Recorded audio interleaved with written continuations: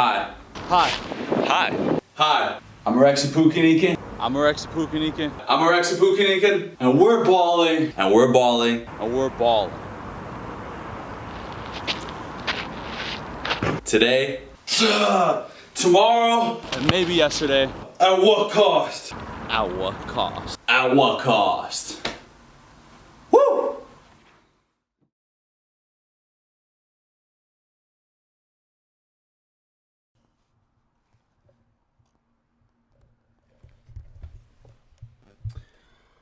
What's up, guys? Welcome back to another episode of Ballin at What Cost. And this week, I'm not gonna lie, there's not that much to report on, but it's good. Every single time, when, say for example, this episode, F1 season just ended, I could give a short recap, but nothing much is happening. Otherwise, I can't talk about that much UFC either. I just have a couple of topics about upcoming fights. But the thing that I like about, these weeks where some sports there's not that many topics to talk about is that then I can focus on the other ones a little bit more. For example, NFL, and then I think I'm going to get into the NBA a little bit more because I feel like the other episodes, I was just, by the time I got to the NBA, I was just like, okay, well, I don't want to make this episode too long. So then I kind of rushed through the topics and, didn't get into it as much. So this time we're gonna go all in with the NBA a little bit. I'm gonna go in a little bit, but anyways, still traditional. We're gonna start off with the NBA, NFL. Weird. It's weird. I feel like even though 1 week of NFL passed, and I'm not gonna lie, this last week, the week 11 of NFL, I thought was a little bit fucking whack. I didn't necessarily think there were any crazy good games, and I'm not gonna lie, I only watched the first slot of the games, and I couldn't really be bothered with anything else. And I'm not gonna lie, I was on my phone pretty much the whole time. I mean, I was following and everything like that, but yeah, just nothing really grabbed onto me. But anyways, a week passed, but I feel like a lot has changed because guess what? This is not only my take, but pretty much the media's take and all the NFL football analysts and everything. They're saying there is a new number one in the power rankings and is the Kansas City Chiefs. Patty Mahomes is back. They've done this weird thing now, Kansas City Chiefs, 2 seasons in a row, I think, where you start off pretty lackluster considering the amount of pressure and big names, that Kansas City Chiefs are, Everybody expects greatness from Kansas City Chiefs because they won already and they've been to the Super Bowl, after winning, God being by Tom Brady and the Bucks, but, still pretty much the same core. Andy Reid is still there. Patty Mahomes still there on the big money bag deal, 10-year deal. So, when you pay one player that much money, you expect every year you're going to do really, really well. And for the last 2 seasons, it's been a case of they come out not as strong as everybody always expects them to be. But then it's just like by the time you've gone to the halfway of the season, then they're just like, oh, no, they're still very legit. They're still Super Bowl contenders. They're still, whatever. And that's the case this season again. I think the first quarter of the season, let's just say, we're we're getting to week 12. So I think the first like 4 or 5 games or something, I think what was happening is they just couldn't adapt with the wide receiver. And then what happened was they were just kind of relying on Kelsey offensively and, whatever Patty Mahomes could come up with. And then made a couple roster moves for a wide receiver. Juju came in for a little bit, and I have to admit, Juju did a really good job, helping out the offense of the Chiefs. But now even with Juju Smith-Schuster out, I think for the season. I could be wrong, but I mean, he got knocked the hell out literally in the middle of a match, so I don't think he's coming back anytime soon. So the fact that last week they played without Juju Smith-Schuster and they were still able to secure the win just kind of really makes you want to put them in the top spot. They beat the Chargers as well. Chargers are struggling for sure this season, but like I said last week, I knew that this was going to be a very competitive matchup, and it was. Chiefs beat them 30-27, but it's the fact that, I don't even think Chiefs are the strongest that they could be right now. There's still some work to do, but they are number 1 in the power rankings for a lot of people, and for me too. I think right now it's getting to a point where they are kind of like setting the new pace, and franchises, teams like the Eagles, other defenses are really, really figuring out how to attack the Eagles offense. And, for example, Vikings too, and Bills even,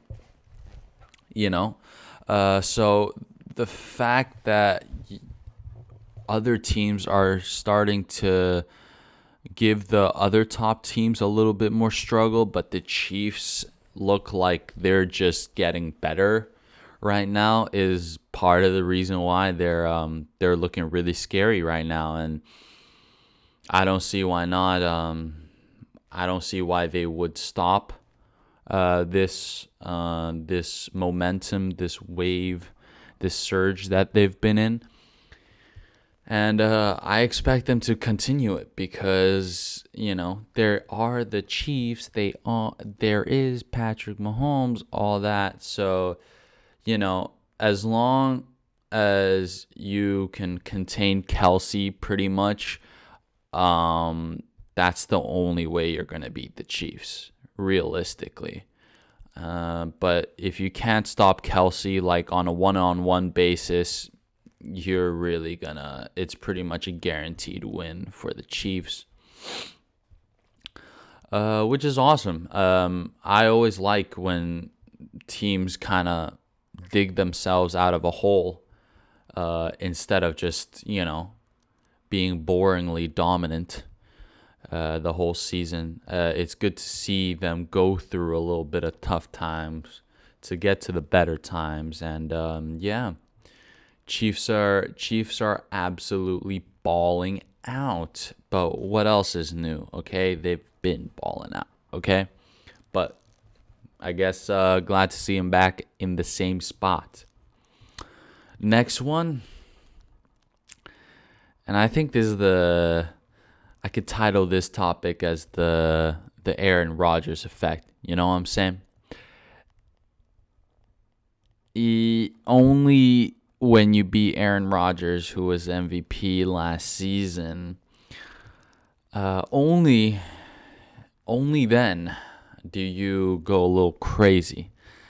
And we saw this the past week when Titans offensive coach Todd Downing, which is, I think, comedically perfect name to become an offensive coach, because what is your job? What are you getting paid to do is to get those downs, you know what I'm saying? So, or first downs, you know what I'm saying? Todd Downing, that is pretty funny. But the offensive coach of the Titans, after a win over the Packers for Thursday Night Football, on the Friday morning after, he was arrested and charged with a DUI and speeding. Usually, I don't really like to talk about these, kind of outside of the game rumors or headlines or whatnot. Only the big ones. And truthfully, like this one too, only the funny ones, because I think this is kind of funny. No, I am not saying that it is funny to endanger other people, but it's the fact that you are, you beat the Packers, okay? The Packers, they beat the Cowboys last week. No, the week before that. And, it's not like the Packers are the Packers, It's not like Aaron Rodgers is Aaron, the bad man this season. And the fact that it's the effect, It's the effect. Todd Downing probably freaking grew up wishing that he can, someday, defeat the almighty Aaron Rodgers. So when he did, that's a cause for celebration. And he just celebrated a little too damn hard. I mean, not really great to see. I mean, this is like negative stuff, This is not like the most positive news, but it's freaking hilarious in my opinion. It really is. Because I don't see if Todd Downing genuinely beat any other freaking team that had a record like the Packers do. The Packers are 4-7. Okay, are you saying that Todd Downing would have celebrated the same way if he beat Andy Dalton and the Saints, or Kyler Murray and the Cardinals? Like, are you freaking kidding me? Right? There's no way that man would have celebrated that hard and wouldn't gone charged and arrested for DUI. But the fact that he beat the Batman, he beat the bad man, he beat those cheesehead wearing freaking, Green Bay annoying fans, whatever, then it was a cause for celebration no matter the cost. He was balling no matter the cost. At what cost? That was the cost, no matter the cost. He didn't give a crap. So that was the headline coming out of Tennessee. Freaking Tennessee time, more like Hennessy Titans, you know what I'm saying? But anyways, a little bit of outside of the sport news that I felt like I was obligated to add for this one's little report. The next one is a surprising one and is one of the reasons why I genuinely just did not like this week's freaking NFL games, because Dallas Cowboys, they completely blow out, literally completely blow out the Vikings. Wow, I am not locked in today. I am all over the place. Sorry. Dallas Cowboys, they blow out the Vikings.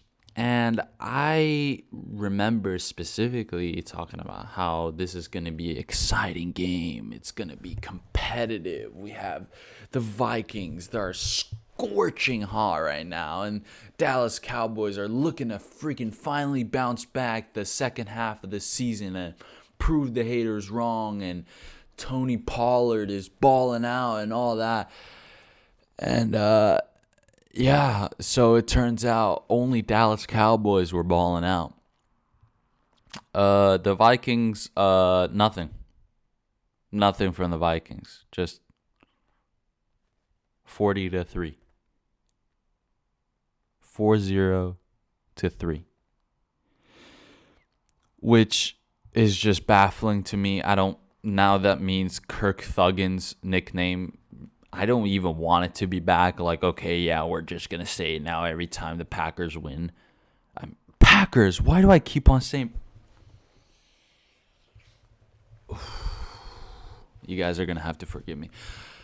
But, it's not like every time the Vikings win, we're just, I know that the media, social media, and all those pages, every time Vikings win for the rest of the season, they're going to be like, Kirk Thuggins. But I think if you get beaten 40-3 by the Dallas Cowboys, I don't think you can ever retain that nickname back, dude. It's gone. It's gone. I don't even want you to wear your teammates' chains ever again, actually. That's just, if you buy yourself one after a winning game, okay, bro. Okay. Maybe a bust down, okay. But not even a bust down. I don't think Kirk Thuggins is way too white for a bust down. But, I'm just saying, this could have maybe turned the whole season around for the Vikings. The whole rest of the season, because this was bad. This was not good. And I was disappointed because I really thought the Vikings were scorching hot. I didn't think they could ever be beaten like this.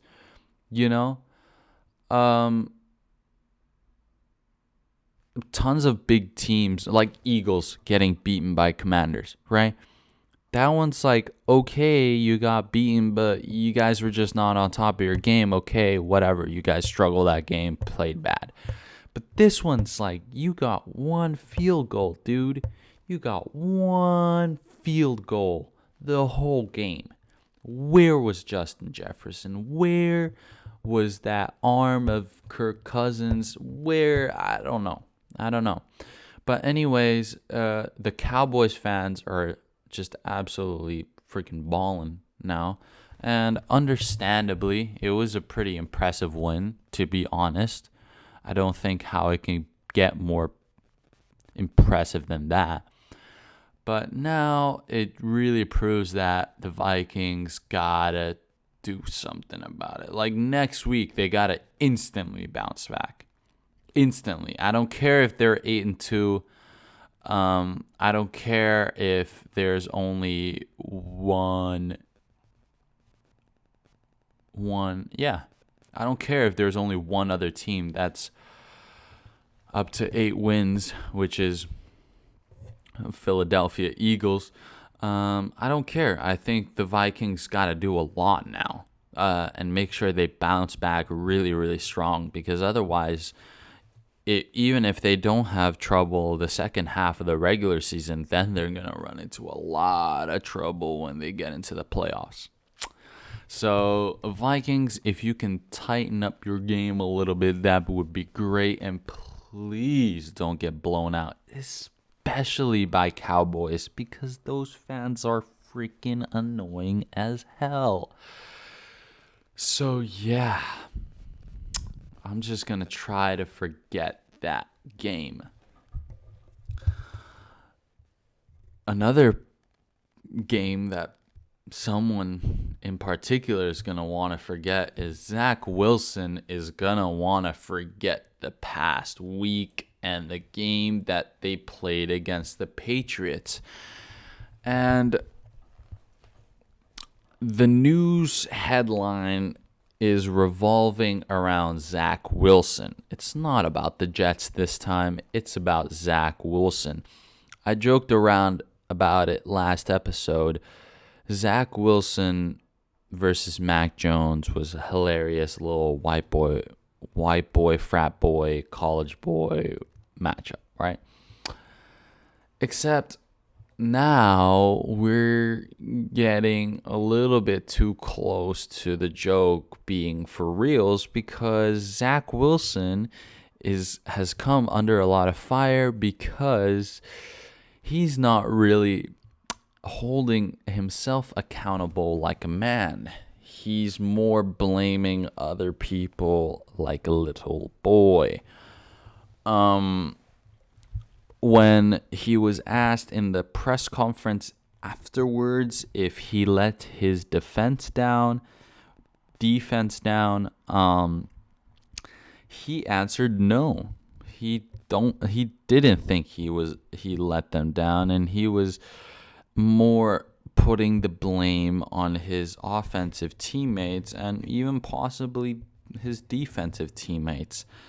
First of all, the game itself was pretty horrible. We had two very strong, I should have seen this coming, but two very, very strong, very impressive, solid defenses. But then two offenses with two quarterbacks that are not too experienced and maybe play with, a little bit of unrealistic confidence matched with a little bit of too much pressure. So what happened was Patriots beat the Jets 10-3. And that game was just god awful. Patriots have been there before. I mean, no one's ever going to forget the Super Bowl when they played against Rams and Jared Goff, and it was just punt after punt after punt. But now it's really interesting how this is actually going to play out, this Zach Wilson thing. It's not good. It's really not good for his team when he says that kind of stuff. Okay, whatever, media, fans are going to roast you for being immature, whatever. But it's when your teammates either hear about this from on their social media or from, just the word going around, then that's not really good, because the whole point of being a quarterback is the leadership aspect, because your team really reacts the same way you react to the game. So I hope they internally got that cleared out. I hope Zach Wilson, proves that he's not in the wrong. I mean, he didn't play a good game at all, which is kind of why it is a little bit ridiculous why he answered the way he did. But just as long as he can make those improvements, like, that's all there is. Like, if he comes in next game freaking guns a-blazing, freaking destroys whatever defense that's thrown at him, great. Wonderful. I shouldn't have talked my shit. But this is where you could also see a bad kind of turn in a team's momentum during the season. So I really just hope that this does not have long-term effects. Personally, Jets are just missing a very solid quarterback right now. Zach Wilson I see the talent, but there is really a lot that he still has to do. Like, there's a lot of homework he literally has to do now. But yeah, let's just hope that the Jets all the other players don't just beat him up, because that's very, very possible, if you ask me. But anyways, I'm going to just straight jump into the Week 12 action, the different matchups. And I don't know, I was feeling weird. I was jotting down these bullet points earlier today in the morning, and I was just looking through the matchups, and nothing really caught my eye when it came to competitiveness. I will mention this, though. This first one, I feel like this one's you kind of have to mention, but NFC East matchup. We have the Cowboys versus the Giants, and they're both 7-3 right now. 7 wins and 3 losses. Cowboys are coming off of a scorching hot win, and Giants are coming out of a disappointing loss. They got beaten by who the hell did they get beaten by? Oh yeah, Lions. Yeah, that was not good, and I was kind of expecting it a little bit, but okay. But what happened is Giants are coming out of a loss. Cowboys are coming out of a big win. I think it's gonna be competitive because Cowboys, they completely were adapted to, defending the wide receiver, which is Justin Jefferson in the Vikings. But now they're going to have to defend a running back, which is Saquon Barkley. So we'll see how the Cowboys defense adapts to that. I hope Giants offensively adapted to the, loss against the Lions. I really hope that, the defense tightens up a little bit too. But this is great entertainment, though. A little Thanksgiving Thursday night football that I am really, really excited to watch. It's coming at a reasonable time here in Finland, too, which is a blessing. Usually Thursday night footballs don't exist because it starts at 3:30 here in Finland in the middle of the night. So yeah, I think it's going to be interesting. I genuinely think I want to say the Giants. I'm sorry, but it just hurts even trying to say that the Cowboys might win. That just doesn't sit right with me. So I'll say Giants bounce back. It was an off game that they played against the Lions, and they adapt. And you never know what the Giants defense might do to the Cowboys offense. So, yeah, the take is that Giants improve to 8-3 and Cowboys fall down to 7-4. Next game that I have here, and I think we're only gonna have. Okay.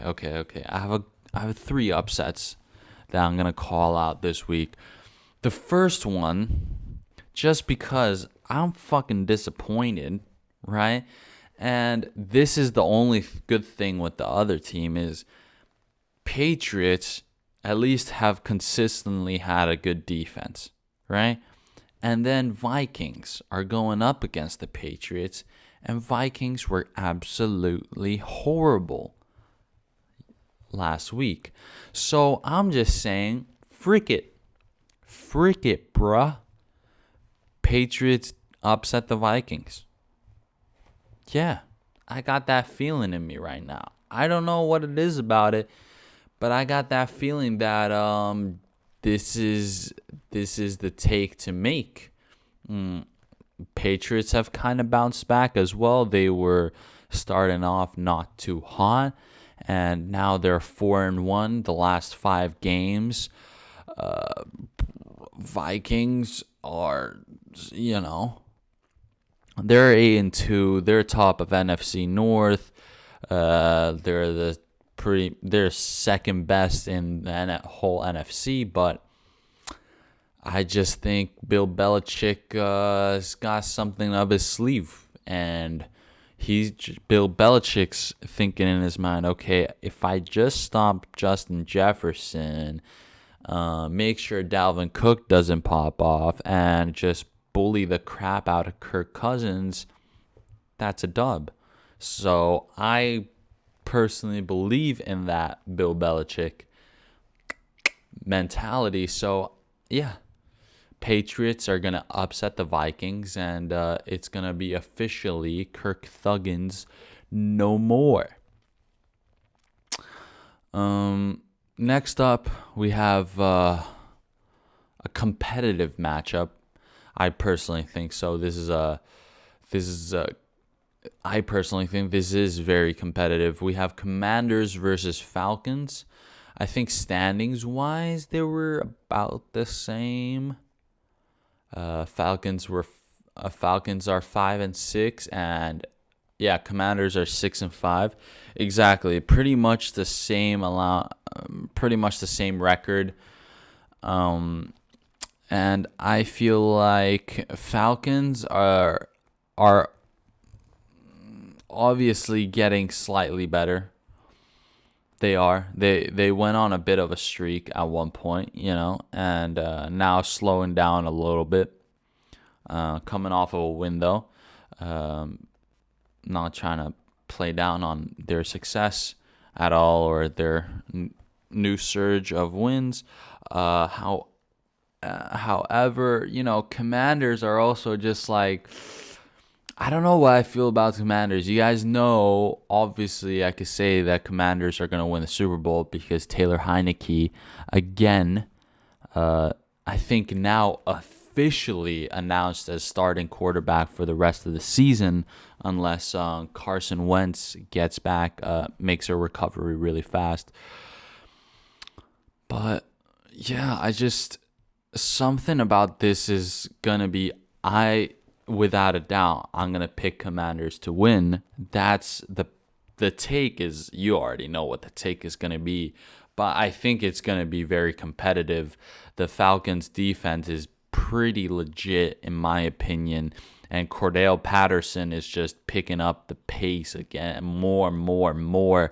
It's a little bit scary, but of course I could say the same thing for the Commanders offense and Taylor Heineke. I mean,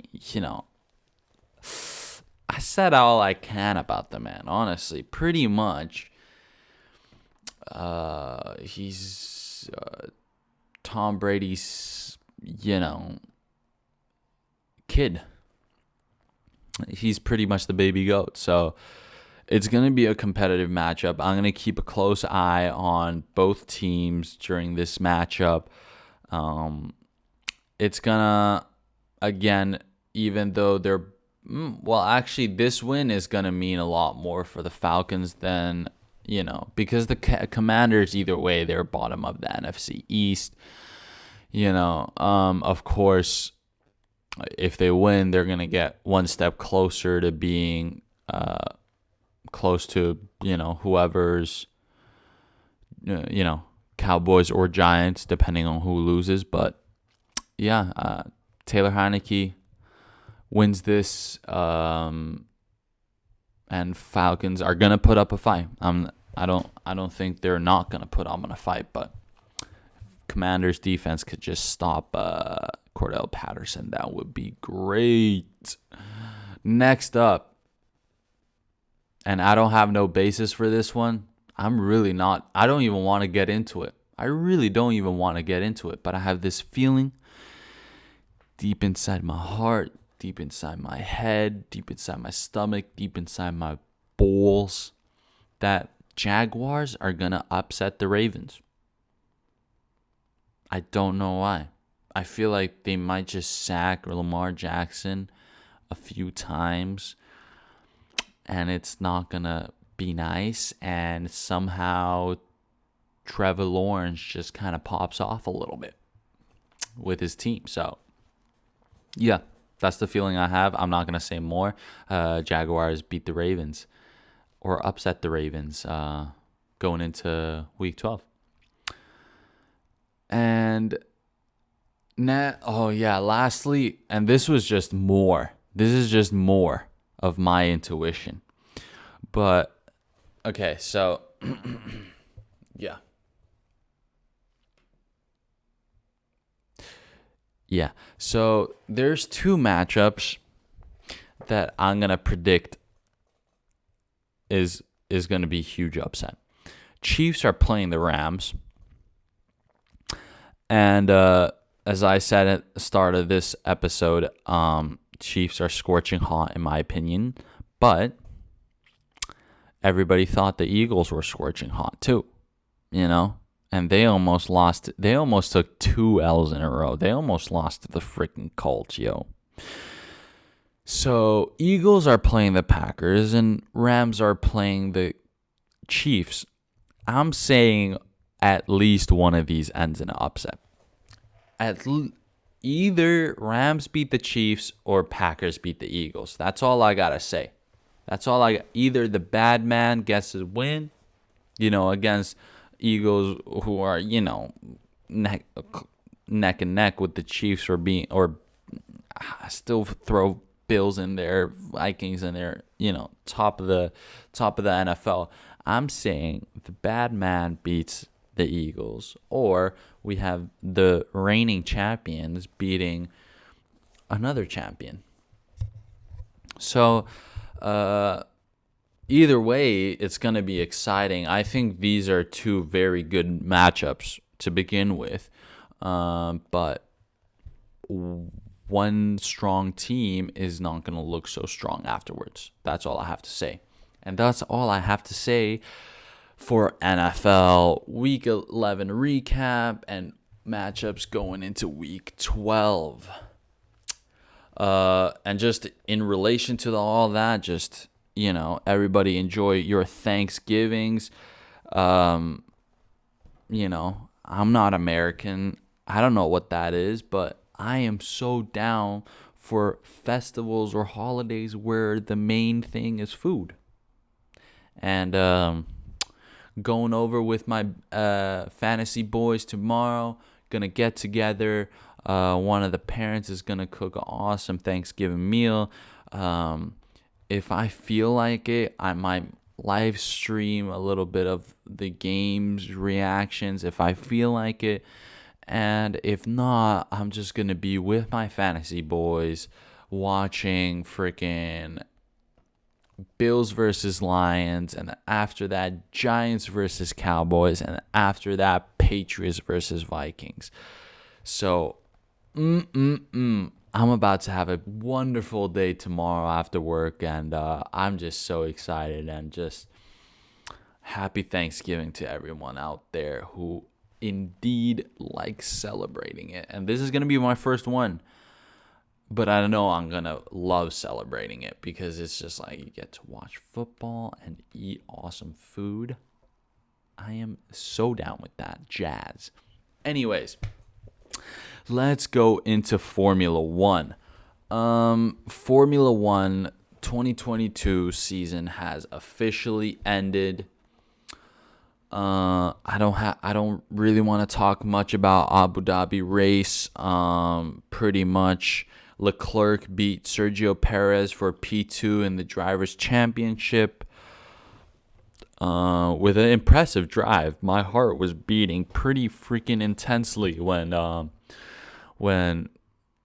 Red Bull told Sergio Perez that you can catch up to Leclerc, but you got to give it your best or give it your all. And then Leclerc was with a slower car with slower tires, just trying to stay in front, and kind of went down to the wire. But that was pretty much the only kind of highlight. I think otherwise, just thank you, Sebastian Vettel, for an awesome career once again. The guy's a legend, and thank God he got to do some donuts.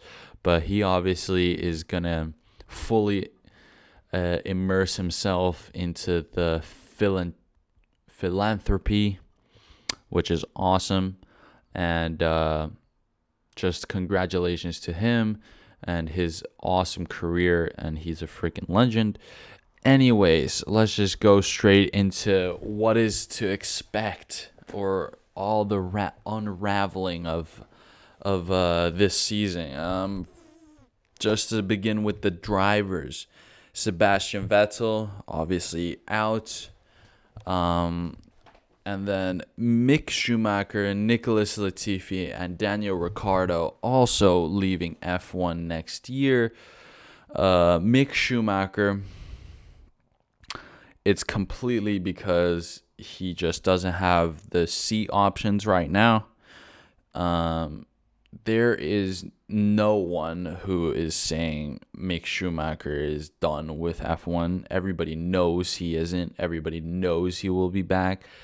So it'll just be interesting kind of to see where he ends up.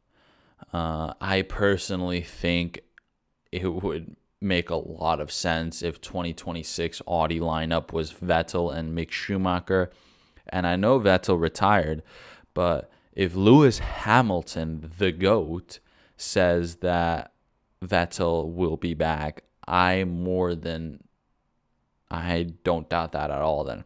I don't doubt that for a second that Vettel might be back. I would expect a German constructor to want 2 Germans to drive for them, because why not? So Mick Schumacher is gone, but he'll be back. If not next year, then the year after that. He just wants to be in a good car. I think, and obviously Haas wasn't a choice. Like, he wanted to be back with Haas, but Haas just, there's a little too much risk with Mick Schumacher, because he's willing to risk it all, and risking it all means crashing into the walls and costing a lot of money. So I don't think Schumacher's stock has gone down at all. I think it's only going upwards. And so what? He takes a year or 2 off out of the sport. It's no problem. He will be back. Nicholas Latifi's gone. I don't give a fuck. All right, whatever. Do what you want. Win a few races in another car, please. To just prove that you're not a fucking loser. Daniel Ricciardo leaving F1, but not completely. He was actually just announced today, earlier today, that he's joining Red Bull as a reserve driver. I personally think that is a freaking stupid idea, because I personally think he could just become one of the biggest personalities, celebrities out of Formula One. I think his career in Formula One is going to be miniature compared to the career he has before, after driving. But I think he's just really, really determined to keep on driving. He's said a lot of times that he's going to be looking to come back in 2024 when a few seats free up. So we'll see then. And obviously, if he is really determined to come back in 2024, then it would make sense if he is a reserve driver and, always, in a sense, behind the wheel during the whole time he is still out. So it's going to be interesting. I hope Red Bull at least are giving him the complete freedom to make whatever content he wants outside of the track. And just congratulations to Daniel Ricciardo for a awesome career if he doesn't come back. Anyways, 4 drivers gone. Who are the 4 drivers that are joining in? We have Logan Sargent, first U.S. driver to be in Formula One since 2015. So it's been a while. And now more than ever, it's a perfect time to introduce an American driver onto the grid that just builds upon and extends the viewership and all that, just that much more. And he's going to be taking Nicholas Latifi's spot in Williams. Next up is Oscar Piastri. I already talked about Oscar Piastri because he caused one of the biggest dramas or scandals this year in F1 when Alpine announced that he will be driving for them next year, but then he did the little Uno reverse car and said, nah, I'm driving for McLaren next year. So Oscar Piastri is taking Daniel Ricciardo's spot, and I genuinely think he's one of the biggest prospects in recent years. I think he was the first one to win every single Formula class on his first try. Like he won the world, like he won F4, F3, F2, all on his first season, on his rookie seasons. So I think this guy's actually freaking disgusting, and the fact that he's from Australia too, so his balls are freaking massive. It's just awesome to see, and it's kind of cool. I always want an Australian driver just all the time in a F1, so kind of like I always want a flying fin in F1. So it's at least great to see that even though Daniel Ricciardo, everyone's favorite Aussie, is leaving, at least we're getting a fresh Aussie to replace him. Next one, we have Nick de Vries. And Nick de Vries, the Dutchman, after a long time on the sidelines in F1, as he's been reserve driver for a while now, he finally gets his F1 opportunity, and he's going to be driving for AlphaTauri next to Yuki Tsunoda. And it's going to be interesting. I personally think Nick de Vries is going to be better than Tsunoda, but we'll just see. I personally don't have that much faith that AlphaTauri is going to produce a crazy good car next season. I think, they're funneling a little bit more money towards Red Bull than they are to AlphaTauri, but whatever. I'm not going to get too deep into that because I don't know that much about Nick de Vries, and I'm very unsure about AlphaTauri for next season. So that's all I can say, but Nick de Vries did a wonderful job substituting this year and scoring points in Monza. And so just very well-deserved, very fully deserved seat in F1.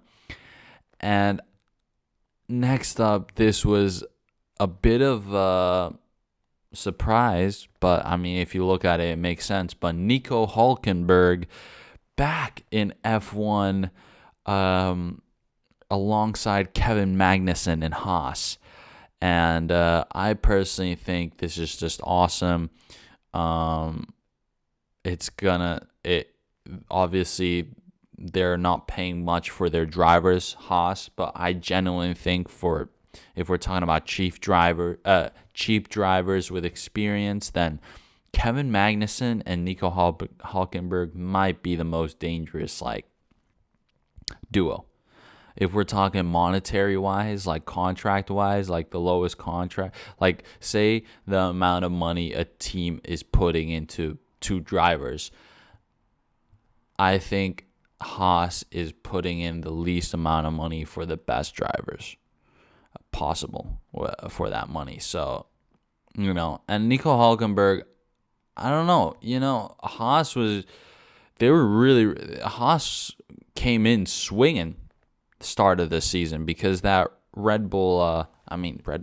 that Ferrari engine looked like it was stronger than the Red Bull engine, and Haas has the Ferrari inside of them. So who knows what it's going to look like next year. I feel like Haas, I would want them to, just ride the momentum that they gained this year and just build upon those improvements. But who knows how that goes. But I'm personally very, very hyped to see Nico Hülkenberg back. I think Nico Hülkenberg and Kevin Magnussen are just both really, really funny guys that, don't take this sport too seriously, and they avoid all the, unnecessary drama that comes with, F1 and the media and all that. So they're just welcome back, Nico, and good luck to Haas next season. Generally, though, let's just talking about what to expect for next season. So the next F1 season is gonna officially start in March, but the preseason testing is gonna be end of February. So end of February we'll get to see something get a rough idea of where teams are at for the next season, and then only by the time we get to Bahrain will we know definitively what the season is going to look like. But we never know, realistically, because look how this season started, and then look how it ended. I think this was a really good season in that sense, because you genuinely saw teams make huge improvements. There were races where every single team had a very good chance of doing something, Rarely has that ever been the case. Usually you at least have two that barely ever make it out of Q2 or Q1 to begin with. And this year, just I guess how much you can play around with the car and all that.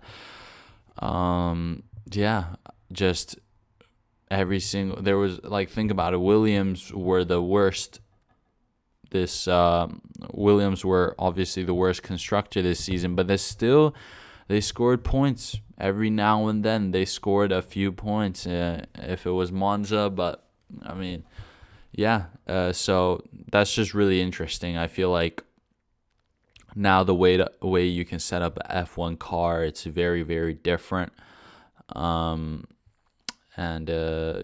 It's just I think next season, I hope it's just going to be as competitive. I don't think you can get more competitive than this, other than the fact that, we didn't have three top level teams the whole season. We had more like Ferrari versus Red Bull, and then Mercedes only got into the mix later.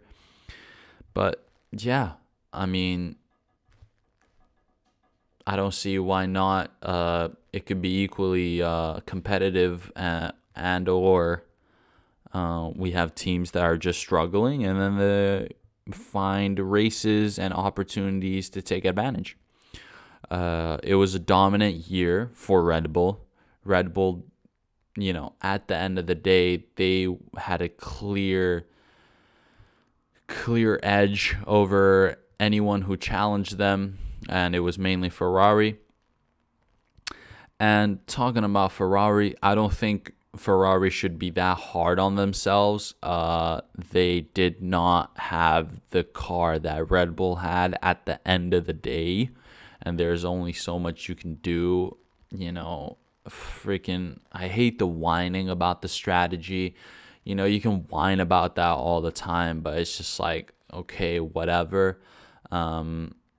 Especially when, another thing, Leclerc, they made a bit of a risky strategy move this last Abu Dhabi race, and Leclerc actually ended up making it work. So I think the only thing Ferrari have to realize is that they really got to put that pressure on themselves to produce the best car for next season, because right now I will say Carlos Sainz and Charles Leclerc, they're a better duo than the Red Bull. And okay, if you're matched up against the Red Bull drivers, Ferrari is winning that. So, okay, let's just say Ferrari also makes a car that can beat Red Bull. But the problem is we also have Mercedes, who have had a weak season, a very weak season compared to the other seasons that we've had with Mercedes before. And but they look genuinely scary. I gave them a lot of praise for how well they were able to improve their car over this season and, eventually win with it and get a 1-2 the second last race of the season, which is just, in my mind, if you would have told me that at the start of the season that, hey, Mercedes are going to get a 1-2 by the end, I would have called you freaking crazy. But the fact that they were able to pull that off, and I would say Mercedes compared to the Merc drivers compared to the Ferrari drivers, there is more equal there. I think then because George Russell has proved that he's a dangerous animal, and he's driving alongside the GOAT, right? Who is not slowing down, by the way. Who is absolutely not slowing down at all. Okay, yes, his record of, winning a race every single season that he's raced, that's gone. But, it's clear that this was kind of a throwaway season for him. And he still has that vengeance. His revenge tour is far from over. So I think, we have a Ferrari-Mercedes matchup that could be very, very competitive. And I think Red Bull's going to be there.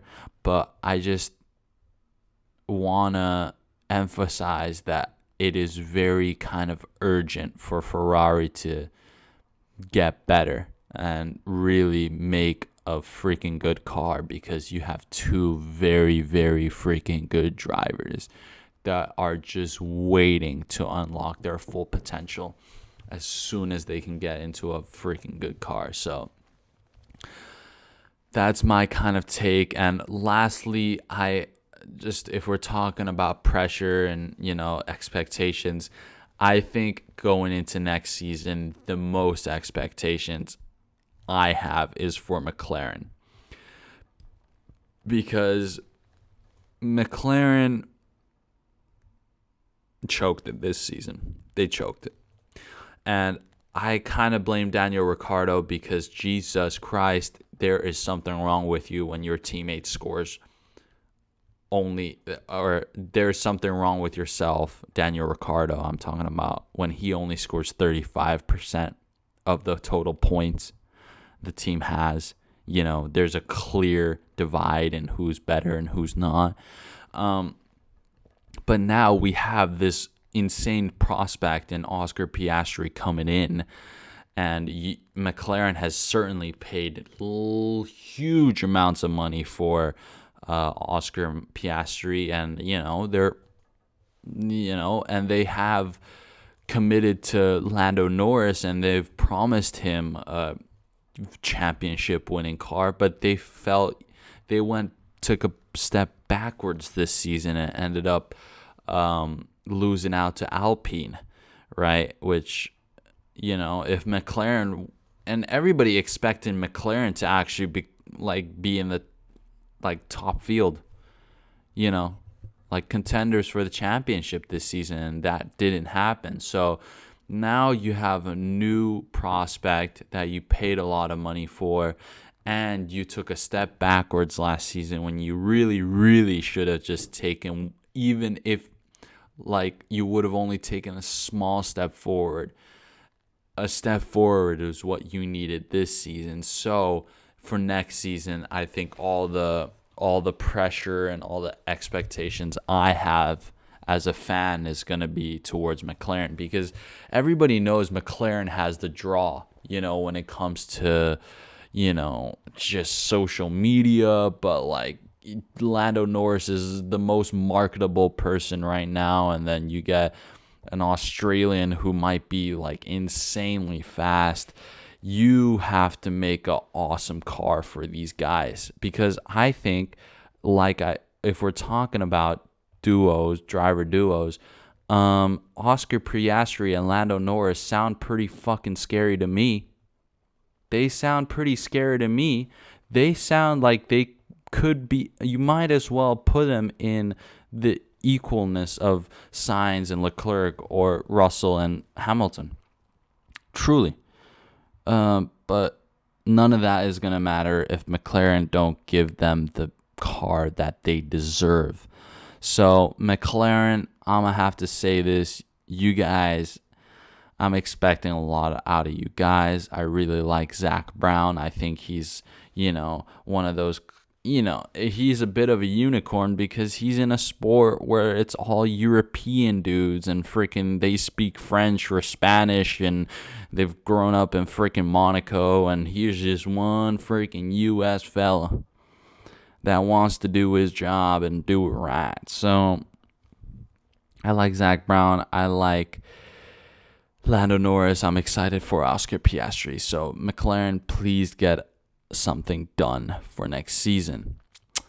Anyways, that's all I had to say for F1. Thank you for all the drivers for the season. Shout the fuck out to my Alfa Romeo boys. I know you guys struggle at the end of the day, but Zhou Guanyu, you fucking beast.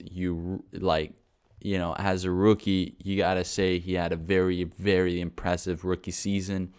Valtteri Bottas, he was unlucky, but, whenever he's on top of his game, he is on top of his game, So just shout out to Alfa Romeo. Shout out to every one of those drivers, that constantly prove how big their balls are by going at those speeds. So, and pulling the most elite top 1% of women in the world. So just hands out to you boys. You deserve it. Jesus Christ. Anyways, just briefly talking about UFC. Fight night just happened last weekend. Derek Lewis was supposed to fight, but unfortunately he fell ill, which was non-COVID related, non-weight loss related. He just probably ate too much Taco Bell and, couldn't handle it. Too much of the hot salsa. Anyways, I watched the whole fight. I actually Twitch streamed it just because I was really, really bored and I wanted to, I was going to watch the whole fight anyway. So why not just, throw the stream on my laptop. I streamed the whole thing and I'm not going to lie, there's not much to talk about, and I think all of them are kind of no names a bit, or they're going to need still a lot to, prove to get up on the regular, whatever, mainstream fan. But I do want to talk about this guy called Jack Della Maddalena. And I for real think that he's the real deal. He might be the next one up. He fights at the welterweight division. He has had 3 fights so far in the UFC, right? And all of them have been first round knockouts, okay?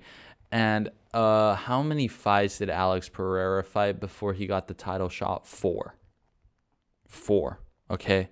So I'm just saying, Jack Della Maddalena, if you give him a ranked fighter next and he absolutely mauls him, he's going to be ranked instantly. And if he keeps on producing these brutal first round fast knockouts, then I think this Jack Della Maddalena guy is next.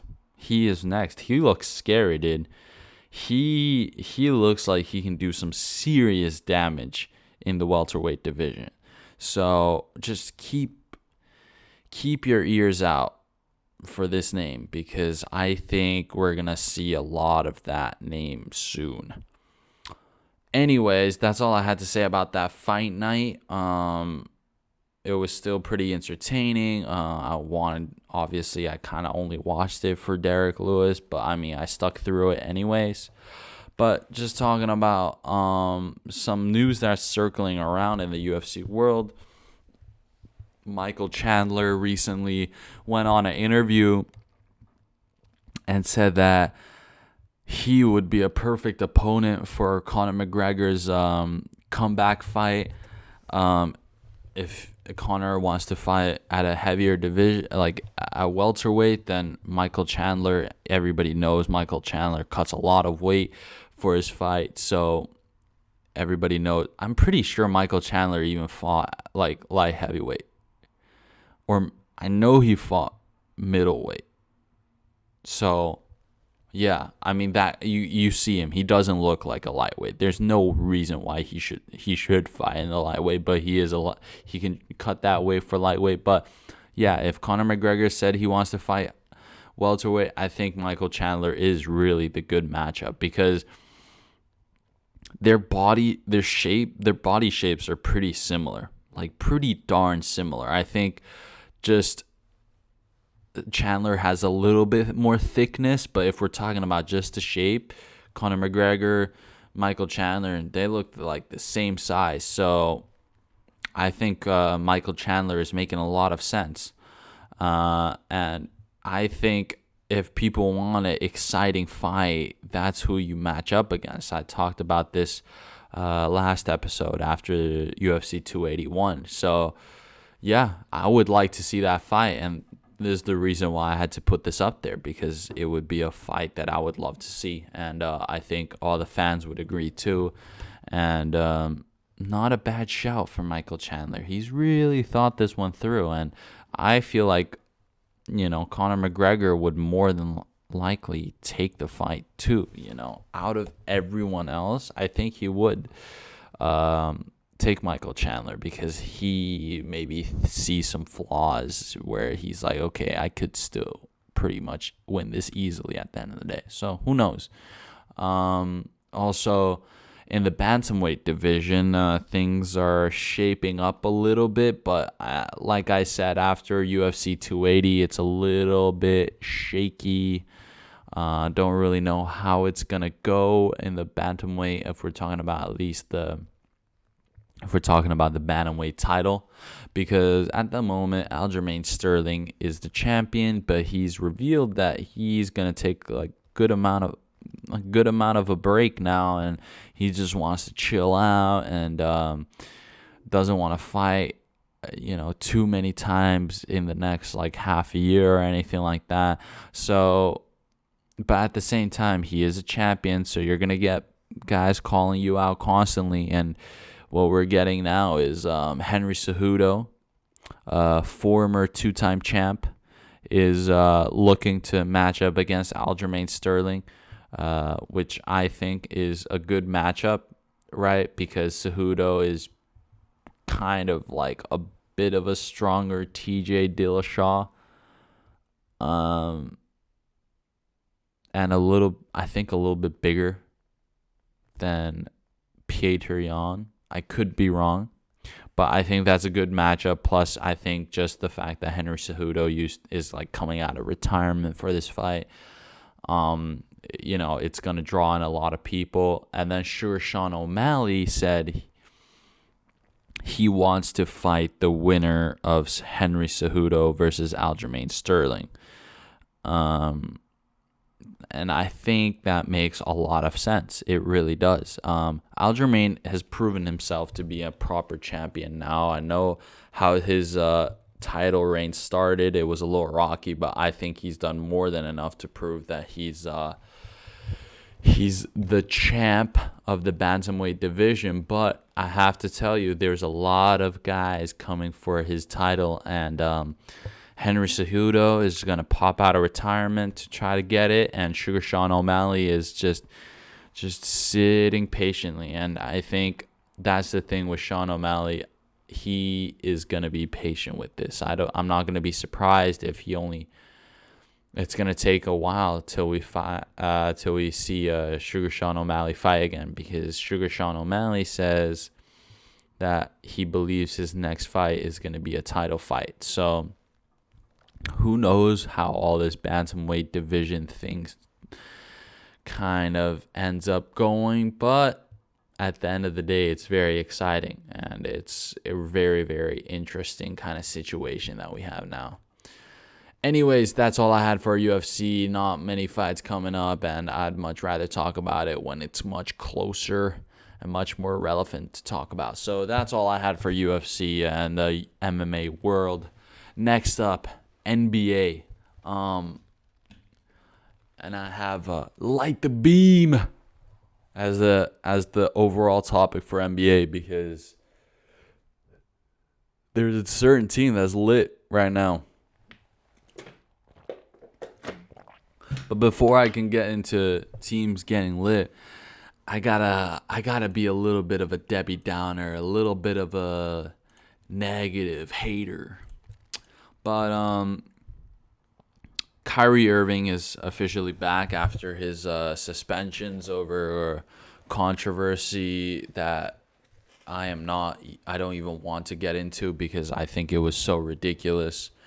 You know, you're bashing an athlete who dribbles a ball and that's his life. You know, I don't get it. But Kyrie is back, but that does not mean that the Nets are back, because I don't care if Kyrie and KD are both playing. The one guy who is costing the whole team is Ben Simmons. Why is Ben Simmons still in the NBA? I'm sorry. You know, I really try to stay away from negative stuff on this episode because it's just like I only like to celebrate greatness. I don't want to kick anybody down. But it's just like if I ever get famous and something surfaces of me just completely trashing Ben Simmons, I don't care. I don't care. I don't like Ben Simmons. I don't. He played 2 good seasons. 2 good seasons. 2 good seasons. Not 2 terrific, mind-blowing seasons. He played 2 good seasons. Yeah.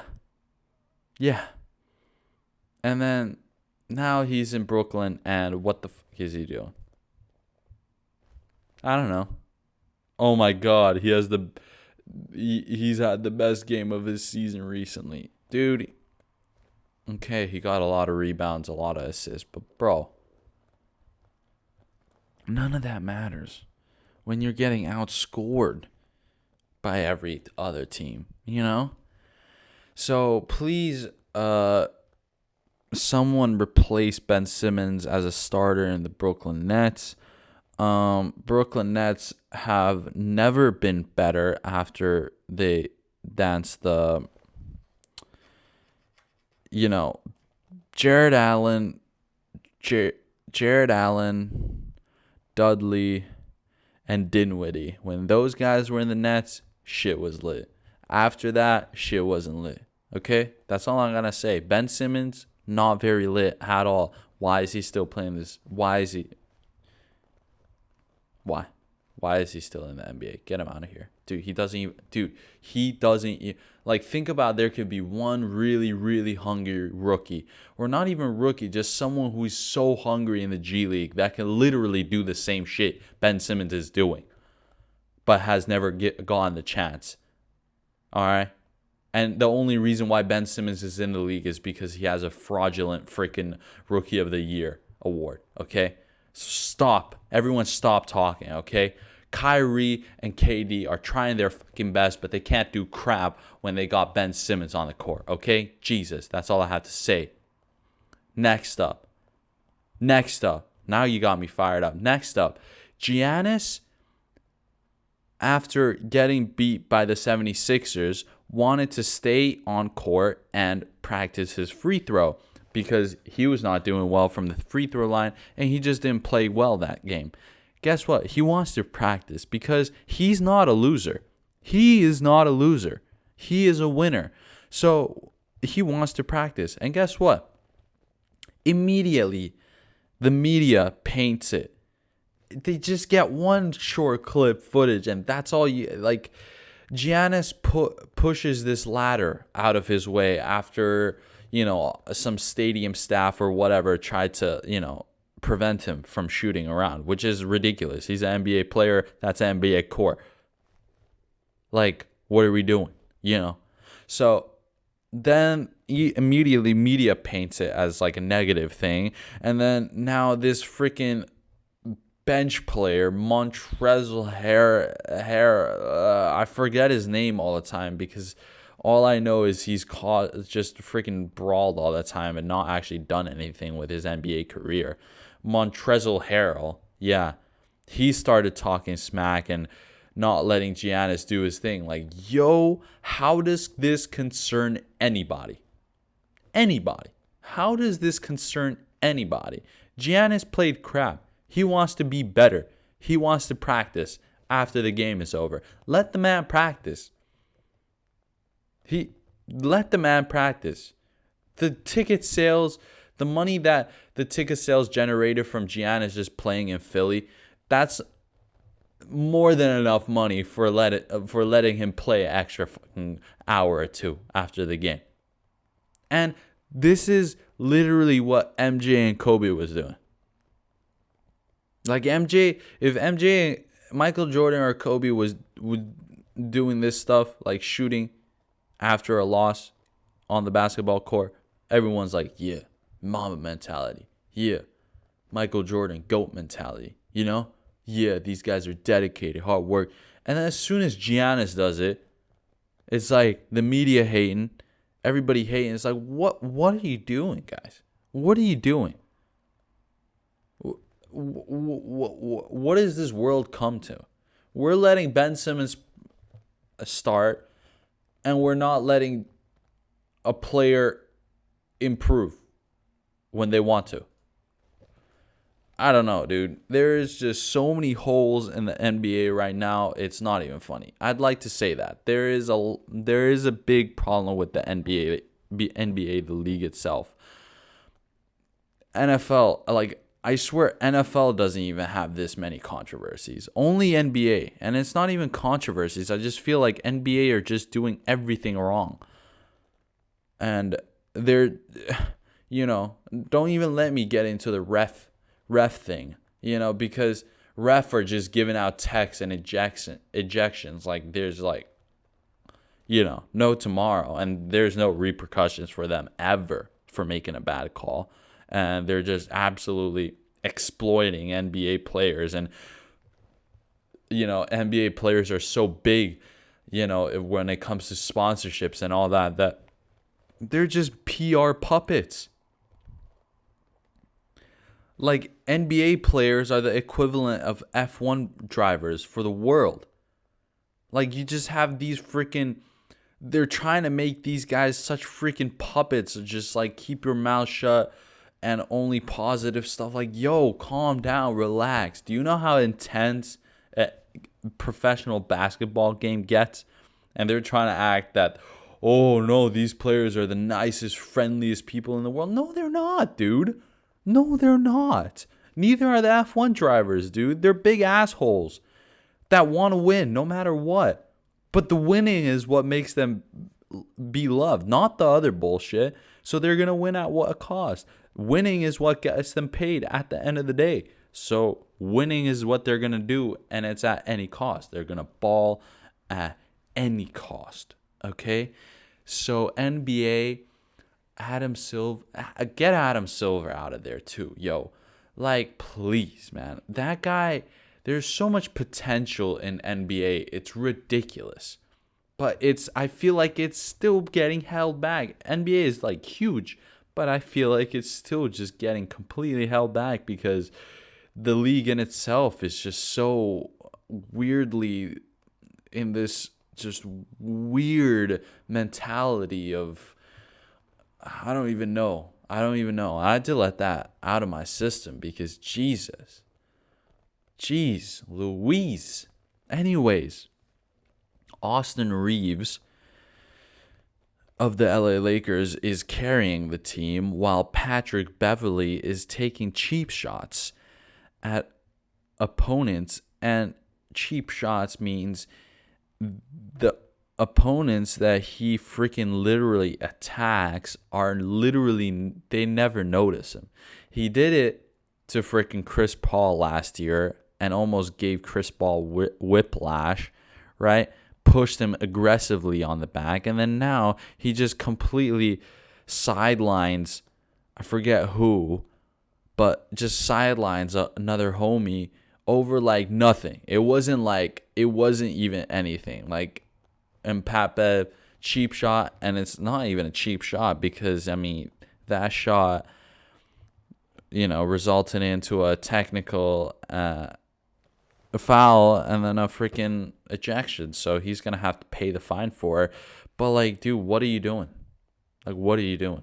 Patrick Beverley, too. It's like, it's funny to joke around, but then it's just like, okay, but he's literally being a big fucking pussy. Right? So... Anyways, I think Patrick Beverley is being a fucking pussy. And if we're talking about the Western Conference, I just want to give a quick recap of what the Western Conference is looking like and the Eastern Conference. So the biggest losers the past week has been San Antonio Spurs in the West, and they've been on a 5-game losing streak. It's kind of unfortunate, but I mean, Greg Popovich did predict this at the start of the season. He said it's not like we're gonna be winning championships, and really, there's no all-star player at all from Spurs, so they're struggling, and I hope they're gonna be bouncing back from this 5-game losing streak now. But the ones who are lit right now are the Sacramento Kings. Light the beam. And they're on a 7-game win streak. The Aaron Fox looks absolutely unstoppable right now. And the beam that I'm referring to is this laser that shoots out of the Sacramento Kings Stadium.